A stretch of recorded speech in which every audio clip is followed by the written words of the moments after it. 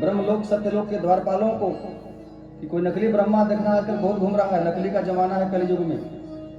कहीं गलती से कोई नकली ब्रह्मा आ जाए उसको डंडे से मार के भगाना। ब्रह्मा जी उधर से आ रहे थे, द्वारपालों ने कहा कि सही बोले थे ब्रह्मा जी, नकली ब्रह्मा घूम रहा है बहुत आजकल।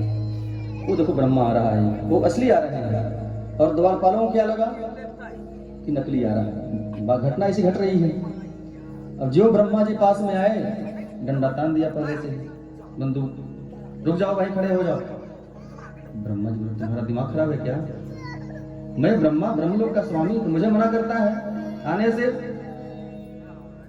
वहीं खड़े रहिए, मेरे स्वामी ने आज्ञा दिया है कि आजकल बहुत नकली ब्रह्मा घूम रहे हैं। अगर शांति से मानोगे ठीक तो दूसरा उपाय भी करूंगा मैं।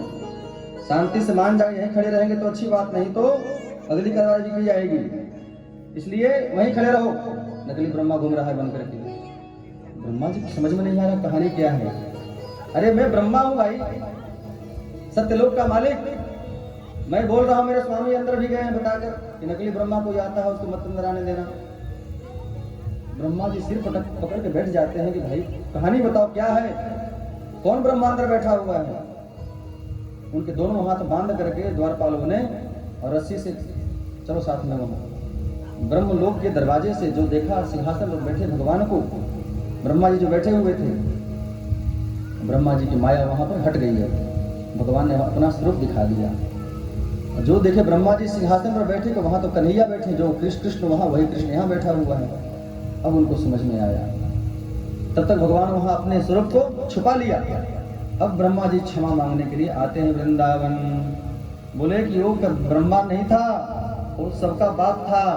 अरे हमसे बड़ी भूल हो गई, बुद्धि का प्रयोग किया हमने। ब्रह्मा जी भागते भागते आते हैं वृंदावन, भगवान के चरणों में गिर जाते हैं। प्रभु मुझसे भूल हुई सो हुई, अब ऐसी भूल दोबारा नहीं करेंगे।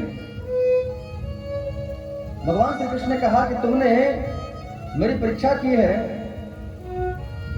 और तुमने मेरे आश्रित भक्तों को, प्रेमियों को मुझसे 1 वर्ष दूर रखा है, तुम क्षमा के योग्य नहीं हो। अरे भगवान का भक्त जो होता है उसका सर्वस्व क्या होता है? भगवान।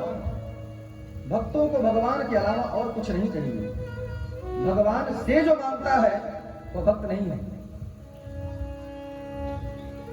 भगवान से कुछ अगर माया मांगता है व्यक्ति तो वह भगवान का भक्त नहीं हो सकता है। कई लोगों को यही भ्रम होता है कि भगवान कितनी भक्ति कर रहे हैं, इतना पूजा कर रहे हैं, तैयो भगवान को इतना कष्ट दे रहे हैं। अरे भगवान के भक्ति का फल सुख है ही नहीं, कौन बोलता है? भगवान के भक्ति का फल संसार का सुख नहीं है, ये पता है कि नहीं आप लोगों को? भगवान श्री कृष्ण कहते हैं, भागवत जी का ही प्रकरण है कि जो मेरी भक्ति करेगा, बहुत ध्यान से सुनिए, भ्रम होता है बहुत लोगों को यह। भगवान कहते हैं यस्याहम अनुगृह्णामि, जिस पर मैं कृपा करता हूं, जिस पर मैं अनुग्रह करता हूं, उसके धन को छीन लेता हूं सबसे पहले। भगवान कह रहे हैं 10वें स्कंद के उत्तरार्ध में, जिस पर मैं कृपा करता हूं उसके धन को छीन लेता हूं। फिर क्या करता हूं? अब वह धन से हीन होकर के बेचारा, अब संसार में धन की महानता है, धन वाले ही अपने आप को ज्यादा समझते हैं कि हम धनवान हैं। पर भक्त बेचारा तो उसका परम धन क्या है? पायो जी मैंने राम रतन धन पायो। भक्तों का धन तो राम होते हैं। परम धन राधा नाम आधार।